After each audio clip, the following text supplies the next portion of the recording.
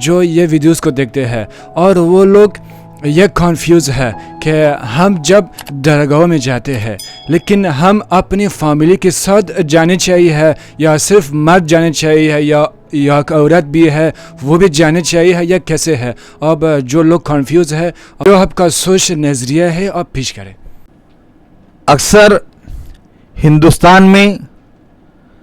ہندوستان کے سرزمین پر ایک پہلے سے ایک رواج بنا ہے کہ یہ رواج یعنی جیسا مکے میں لوگ حج کے لیے جاتے تو عورت مرد سب مل کر جا کر حج کرتے، تو اسی انداز میں اسی کو نقل کرتے ہوئے یہاں بھی لوگ درگاہوں پہ اپنے عورتوں کو لے کر، اپنے بچیوں کو لے کر، اپنے خاندان والوں کو لے کر درگاہوں پہ پہنچتے ہیں۔ اصل میں درگاہ کا ایک ادب کا مقام ہے، وہاں ادب کے دائرے سے جو آج درگاہوں پہ جانے کا انداز ہے وہ بالکل صحیح نہیں ہے، کیونکہ دربار پہ گر جانا، دربار کے چادر سے لپٹ جانا، یعنی بے ادبی سے بچنا چاہیے، چاہے وہ عورت ہو، چاہے مرد ہو، چاہے بچہ کوئی بھی ہو۔ وہاں ادب کا مقام ہے،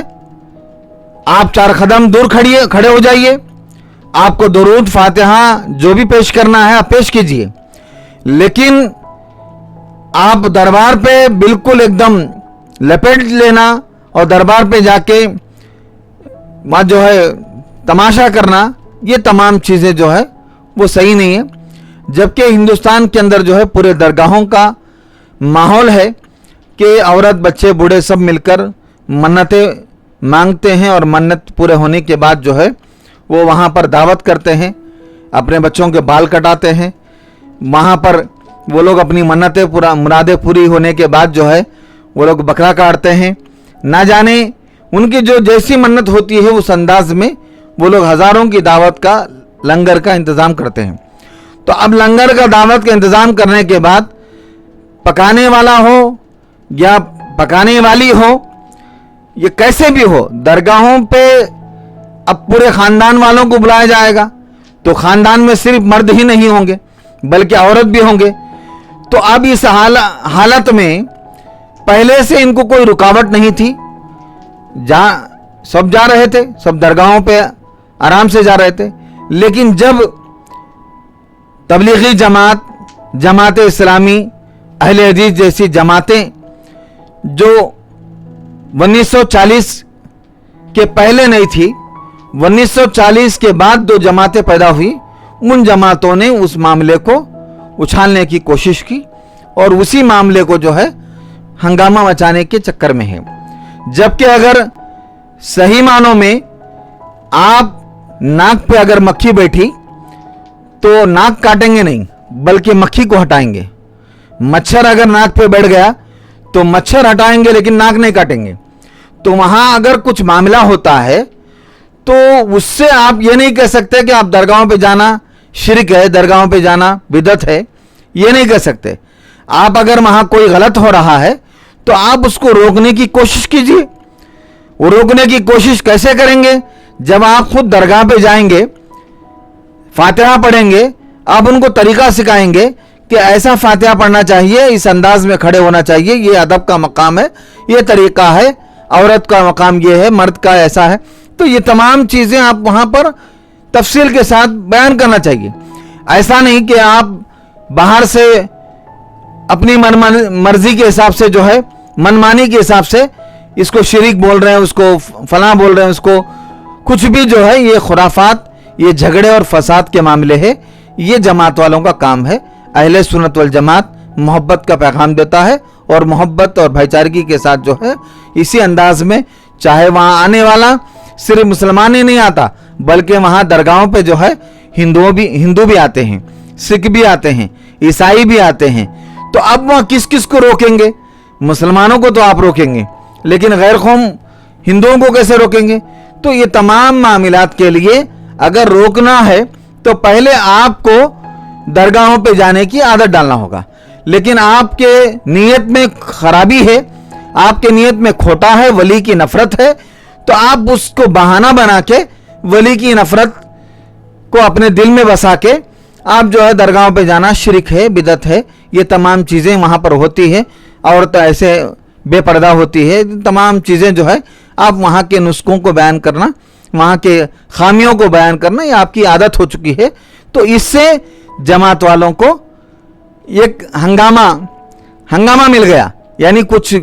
اچھالنے کے لیے, کوئی ان کو تقریر کرنے کے لیے, لوگوں میں ان کی واہ واہ کے لیے جو ہے یہ تمام تماشے وہ لوگ کرتے ہیں. جو اہل سنت والجماعت ہے, اہل سنت والجماعت کے جو بھی, چاہے وہ سلسلہ قادریہ کے ہو, چشتیہ کے ہو, سہروردی ہو, رضوی ہو, برکاتی ہو, اشرفی ہو, رفائی ہو, جو بھی اہل سنت والجماعت کے جتنے سلاسل کے بزرگان دین کے ماننے والے ہیں, سلسلے والے ہیں, وہ لوگ جب درباروں پہ جاتے ہیں ادب کے ساتھ دربار پہ حاضری دیتے ہیں, اور ادب کے مقام ہے تو وہاں فاتحہ خوانی اسی ادب کے انداز میں کر کے وہاں سے فیض لینے کی کوشش کرتے ہیں. جناب حضرت خواجہ الطاف چشتی قادری, یہاں جو ہے سید بخاری کے درگاہ,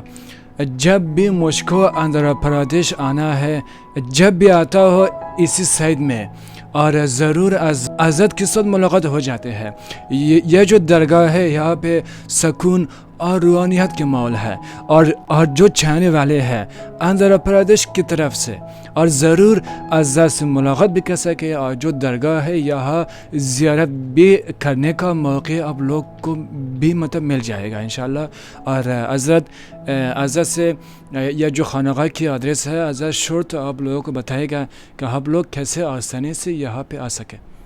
ضروری ہے کہ الحمدللہ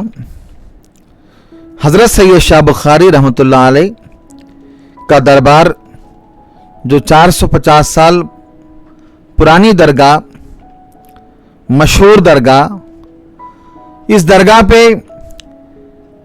حضرت سید شاہ بخاری رحمۃ اللہ علیہ کے فیضان سے یہاں روزانہ لنگر چلتا ہے. جبکہ خواجہ غریب نواز ہند الولی سرکار عطائے رسول کے دربار پر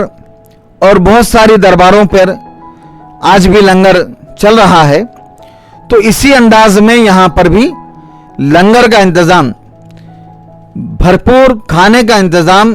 روزانہ 300 آدمی کم سے کم کھانا یہاں پر کھا رہے ہیں. اور خوشی کی بات یہ ہے کہ جمعے کے دن 1000 سے 1200 آدمی یہاں پر الحمدللہ پیٹ بھر کھانا کھاتے ہیں. اور حضرت سید شاہ بخاری رحمۃ اللہ علیہ کا عرس ہوتا ہے, تو عرس کے موقع پر 1 لاکھ لوگوں کا کھانے کا انتظام یہاں پر ہوتا ہے. تو میری تمام آستانوں سے, تمام درگاہوں سے میری گزارش ہے کہ آپ اپنے خانقاہوں میں روزانہ لنگر کا انتظام رکھیے, تاکہ لنگر کا انتظام آپ 10 آدمی ہی صحیح, 50 آدمی صحیح, پہلے 5 آدمی سے شروع کرو, انشاءاللہ وہی بڑھوتی ہوگی. اور یہ لنگر جب آپ اپنے خانقاہوں میں, اپنے درباروں میں لنگر کا انتظام جو پہلے سے نظام چلے آ رہا ہے, جو نظام الدین اولیاء رحمۃ اللہ علیہ, بابا فرید گنج شکر, صابر علاؤ الدین,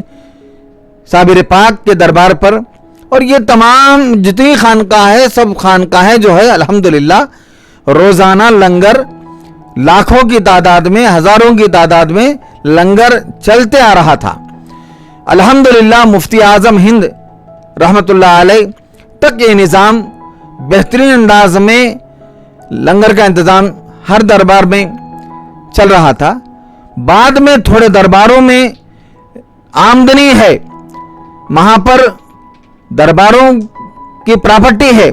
اس کے باوجود وہاں لنگر کا کوئی انتظام نہیں ہے. جہاں لنگر کا انتظام نہیں ہے